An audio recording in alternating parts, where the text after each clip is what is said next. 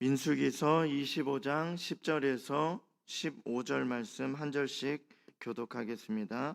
제가 먼저 읽겠습니다. 여호와께서 모세에게 말씀하여 이르시되 아론의 손자 엘르아살의 아들 비느하스가 내 질투심으로 질투하여 이스라엘 자손 중에서 내 노를 돌이켜서 내 질투심으로 그들을 소멸하지 않게 하였도다. 그러므로 말하라. 내가 그에게 내 평화의 언약을 주리니 그와 그의 후손에게 영원한 제사장 직분의 언약이라. 그가 그의 하나님을 위하여 질투하여 이스라엘 자손을 속죄하였음이니라. 죽임을 당한 이스라엘 남자 곧 미디안 여인과 함께 죽임을 당한 자의 이름은 시므리니 살루의 아들이요 시므온인의 조상의 가문 중 한 지도자이며, 함께 읽겠습니다. 죽임을 당한 미디안 여인의 이름은 고스비이니 수르의 딸이라. 수르는 미디안 백성의 한 조상의 가문의 수령이었더라. 아멘. 오늘은 민수기서 25장 말씀으로 공의의 하나님이라는 제목으로 말씀을 나누도록 하겠습니다. 오늘 말씀은 어떻게 비느하스가 위대한 일을 하게 되었는가, 그 배경에 대해서 우리는 잘 알 수 있습니다. 이스라엘은 하나님의 보호와 인도하심에 하시는 은혜 가운데 가나안으로 들어가게 됩니다. 가나안으로 가면서 만나게 되는 이방의 나라들을 하나님께서 물리쳐 주셨고, 이스라엘은 그 하나님께서 가라 하신 그 길을 평안히 갈 수 있게 되었습니다. 그러나 이스라엘은 가나안이 눈에 보이는 땅, 하나님의 보호하심으로 전쟁 없이 평안히 지나갈 수 있었던 그 땅, 그 시딤이라는 땅에 머무르게 되는데요. 시딤에 머무른 이스라엘은 그 땅의 여자들과 음행하기 시작합니다. 이들은 단지 음행으로만 그치는 것이 아니라 이방 여자들이 섬기던 이방신에게 예배하며 제사까지 드렸습니다. 3절에 보면요, 이렇게 말씀합니다.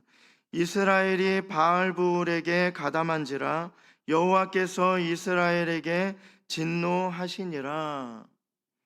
이방 사람들에게 그렇게 속아 넘어가는 것뿐만 아니라 또 죄를 지었을 뿐만 아니라 이에 더해서 그들이 섬기던 그들이 섬기던 신인 그 이방신에게 제사까지 하는 거예요. 이스라엘이 아예 이방신에게 속하게 되었다. 거기에 아예 그 하나님을 떠나서 이방신에게 그렇게 속하게 된 것입니다. 이스라엘 백성들은 자신들을 지키시며 보호하시고 친히 인도하신 하나님을 잃어버렸어요.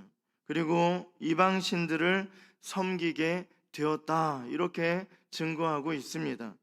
이스라엘은 머무름으로 음행하기 시작합니다. 이렇게 조금만 더 가면 이제 약속의 땅 가나안 땅이 이제 거의 다 왔어요. 이 두 눈으로 보이는 그 지점에서 머무릅니다.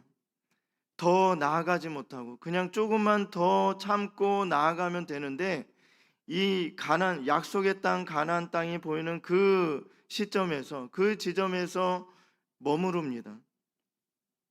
여기에서 또 음행은 단지 육체적인 죄만이 아니라 영혼의 죄까지 포함하게 됩니다. 또한 음행은 전능하신 하나님을 잃어버리고 이방신에게 완전히 빠져버린 상태까지 이끌렸다라는 거예요. 이스라엘은 머무름으로 음행의 죄를 지었고 하나님을 잃어버림으로 이방신을 섬기는 엄청난 죄에 빠지게 되었습니다. 오늘 우리가 살펴볼 것은요, 이스라엘의 죄에 대한 하나님의 심판입니다. 3절 후반절에요, 여호와께서 이스라엘에게 진노하시니라, 이렇게 증거하고 있습니다. 하나님께서는 모압 여자들과 음행에 빠져서 이방신에게 속한 이스라엘을 심판하셨습니다. 우리는 이것을 통해서 두 가지 교훈을 살펴볼 수 있는데요. 첫 번째는요, 죄를 심판하시는 공의의 하나님입니다. 하나님께서는 의로우신 분이세요. 공의는 하나님의 속성입니다. 하나님께서는 죄를 결코 용납하실 수 없는 분이십니다. 죄 있는 자를 하나님께서는 결코 받으실 수 없다라는 거예요. 그렇기에 하나님께서는 죄를 범한 이스라엘을 심판하셨습니다. 4절에요. 여호와께서 모세에게 이르시되 백성의 수령들을 잡아 태양을 향하여 여호와 앞에 목매어 달라. 그리하면 여호와의 진노가 이스라엘에게서 떠나리라. 하나님께서는 크게 두 가지로 나눠 심판하셨는데요. 첫 번째는요, 지도자를 향한 심판입니다. 또 두 번째는 온 백성을 향한 심판이에요. 온 백성을 향한 심판은요, 모든 이스라엘 백성이 죄를 지었다는 것을 의미하고 있습니다. 시편 106편에 온 백성을 향한 심판에 대한 내용이 나오는데요. 시편 106편 28절에서 29절에는요. 그들이 또 부올의 바알과 연합하여 죽은 자에게 제사한 음식을 먹어서 그 행위로 주를 경노하게 함으로써 재앙이 그들 중에 크게 유행하였도다. 이렇게 말씀하고 있어요. 유행병이 이스라엘에게 번진 것입니다. 모압 여자들과 음행하고 이방신에게 부속된 일은 한정된 사람들에게만 해당된 것이 아니라 이스라엘 모든 자에게 미친 큰 죄였습니다.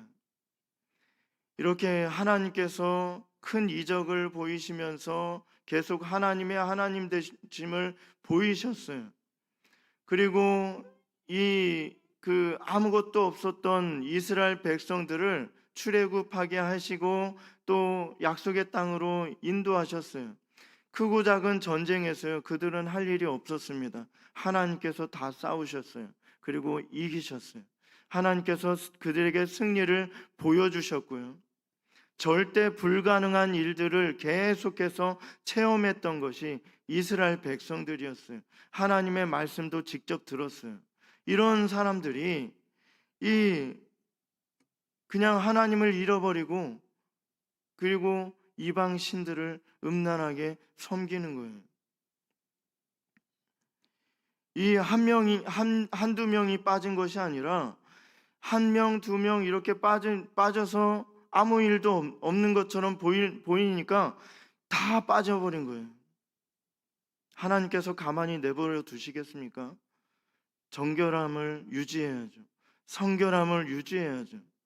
그런데 한두 명이 빠지고 또 두세 명이 빠지고 그 이상 그렇게 이방신들을 음란하게 섬겨도 하나님께서 아무 이런 일도 하시지 않는 것처럼 보이니까 다 빠져버린 거예요. 이렇게 죄가 너무나도 무섭습니다. 처음에는 작은 죄를 지어요. 작은 죄를 지어도 양심의 가책을 엄청나게 느끼잖아요. 그래서 하나님께 또 회개하기도 해요. 그런데 작은 죄에 빠지고 또 그것이 반복되어서 계속해서 죄에 빠지다 보면 양심이 무뎌집니다. 그리고 큰 죄에 빠져요. 큰 죄를 막 계속 짓다 보면 양심의 화인을 맞게 되는 거예요. 죄를 즐기는 거예요. 죄가 삶이 되어버리는 거예요. 이것이 죄악된 본성을 가진 우리들입니다. 이스라엘 백성들은요, 이 이방 여인들에게 그렇게 음란하게 빠지면 안 됐어요. 한 명, 두 명 빠지고 계속해서 그렇게 이방신들을 음란하게 섬기는 그런 죄악, 나쁜 죄악에, 큰 죄악에 그렇게 빠지다 보니까 다 빠져버린 거예요. 이렇게 유행병이 이스라엘 백성들에게 다 이렇게 번졌다라는 것은요, 다 빠졌다라는 거예요. 다 죄를 지었다라는 것입니다. 누구나 유예 없이 이방신을 섬겼던 것을 우리는 알 수 있습니다. 이것이 이스라엘이 범한 죄에 대한 하나님의 심판이었습니다. 또한 지도자들을 향한 심판이 있었는데 이것은 특별한 심판이었어요. 지도자들에게도 전염병으로 죄의 대가를 치르게 하셔서도 됐습니다. 그런데도요, 하나님께서는요, 모세에게 특별히 말씀하셔서 지도자들을 심판하라고 명령하십니다. 그것은 바로 교수형이에요. 지도자들의 죄는 너무나도 큽니다. 지도자들은요, 백성들을 선하고 바른 길로 인도해야 할 책임이 있습니다. 높은 자리에 오르면 오를수록 우리는 더 책임감을 느끼고 더 하나님을 두려워해야 돼요. 지도자들에게 주시는 그 책임이요, 너무나도 컸다라는 거예요. 그래서 그냥 유행병으로 끝나지 않았어요. 백성들의 죄의 대가, 하나님께서 심판하신 것은 유행병이에요. 병에 걸려서 하나둘씩 죽어가는 것. 그런데 지도자의 죄는요, 교수형이에요. 그렇기 때문에 하나님께서는 지도자에게 특별한 심판을 행하신 거예요. 책임이 있었기 때문에, 지도자들에게 책임이 있었기 때문에 이렇게 심판하신 것입니다. 주변에서는 전염병으로 죽어가고 있고 곳곳에서는 지도자들이 목매어 고통스러워하며 죽어가고 있었습니다. 이것이 이방신을 섬긴 이스라엘에 대한 하나님의 심판이었습니다. 우리는 하나님의 두 번째 심판, 곧 지도자들을 향한 심판에서 두 번째 교훈을 찾을 수 있습니다. 그것은 심판은 교훈을 주기 위해서이다라는 것입니다. 하나님께서는 단지 죄인들을 멸하고 죽여서 끝내고 마는 것이 아니라 후세대들에게 교훈을 주기 위해서 심판을 행하셨습니다. 죄의 값은 사망임을 보이셨고요, 공의의 하나님이시다라는 사실을 우리에게 보여주셨습니다. 그렇게 하기 위해서 죄의 값은 사망, 그리고 하나님께서는 공의의 하나님이시다, 이 사실을 알려주시기 위해서 심판하셨어요. 이렇게 죄의 값은 사망이다, 또 공의의 하나님이시다 라는 사실을 분명하고 확실하게 이스라엘에게 가르쳐 주시기 위해서 심판하신 것입니다. 특별히 지도자들에게 행하신 심판이 그렇습니다. 모범을 보여야 할 지도자들이 죄를 범하는 곳에 앞장섰기 때문에 처참하게 죽임을 당하였습니다. 죄는 분명 값을 치르게 됩니다. 죄는요, 하나님께서 그냥 내버려 두시지 않아요. 그리고 죄가 있는 사람은 천국에 못 들어가는 거예요. 하나님께서는 죄를 그냥 내버려 두시지 않습니다. 작은 죄라 할지라도 공의의 하나님 앞에서는 엄청난 죄악입니다. 우리는 성경을 보면서, 특별히 우리가 살펴보고 있는 이스라엘 백성들을 보면서 알아야 할 것입니다. 하나님 앞에서 죄를 범하는 것이 얼마나 크고 악한 일인지, 죄의 대가는 사망이라는 것을 우리가 알고 죄를 멀리하며 그것에 넘어가 죄를 짓지 않도록 부단히 노력해야 한다라는 거예요. 죄가 유혹하면, 우리가 분별력 없으면 그냥 넘어가 버리잖아요. 우리는 분별력 없는 것도, 그 무지함도 죄악이에요. 분별력 없어서 그냥 몰라서 그랬어요 할 수가 없습니다. 하나님 앞에 모든 것이 다 죄예요. 그렇기 때문에 그 무지까지도 다 죄다. 그리하여서 우리는 항상 말씀에 깨어 있어야 되고, 죄가 유혹이 오면 그것을 물리칠 수 있는 단호함이 필요합니다. 담대해야 돼요. 그냥 친한 사람이니까 그냥 따라가야지, 그렇게 했다고 해서 죄가 되지 않는 것이 아니다라는 거예요. 죄는 죄예요. 하나님께서는 죄를 심판하십니다. 분명히 그 심판하실 때가 온다라는 거예요. 혹시 우리가 우리의 신앙이나 믿음 생활이 지체하거나 머물러 있지 않는가 우리는 살펴봐야 돼요. 또 성경 읽기와 기도, 전도의 모습들이 점점 약해지고 또 거의 없어진 나의 삶이 아닌가 우리는 살펴봐야 할 것입니다. 또 하나님을 거의 생각지도 않고도 하루를 거뜬히 살아가고 있지 않은가, 하나님 없이 사는 삶 너무 즐거워 이렇게 살고 있지 않는가, 하나님을 항상 생각하고 하나님 말씀을 항상 생각하여서 우리가 하나님께서 이거는 하지 말라 그랬는데, 하나님께서는 이거는 하라 그랬는데, 이렇게 하나님과 늘 동행하는 그러한 삶, 하나님 어떻게 해야 됩니까? 계속 하나님께 묻고 그렇게 살아가는 그 삶, 우리에게 그런 삶이 없는데도 하루를 그냥 거뜬히 살아가는 거예요. 그런 삶이 우리에게 있지는 않는가 우리는 다시 한번 살펴보아야 할 것입니다. 하나님께서 주신 은혜, 하나님께서 베푸신 놀라운 자비는 전혀 생각지 못하고 세상이 던져주고 있는 잠깐의 즐거움, 조금의 쾌락을 향해서 전력하며 달려가는 모습이 바로 나이지 않은가 우리는 살펴봐야 합니다.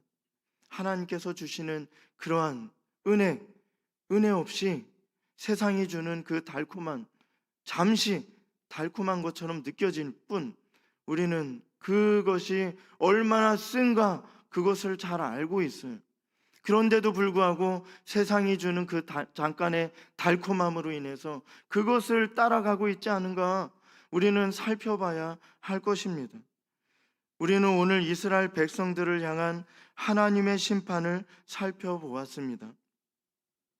공의의 하나님, 죄를 반드시 심판하시는 하나님에 대해서 우리는 알았습니다. 그리고 죄에 대한 심판은 단지 죽이고 끝나는 것이 아니라 교훈을 주기 위한 것이다, 이것도 우리는 알았습니다. 우리의 삶 가운데 죄의 모습이 있다면 끊어버려야만 합니다. 회개함으로 하나님께 용서를 구해야만 합니다. 그래야만 영원한 멸망 가운데 구원을 얻을 수 있습니다. 우리의 삶 가운데 계속적으로 죄와 싸우며 멀리하는, 그리하여 비나스와 같은 하나님의 귀한 일에 쓰임받는 우리 모두가 되기를 간절히 소망합니다.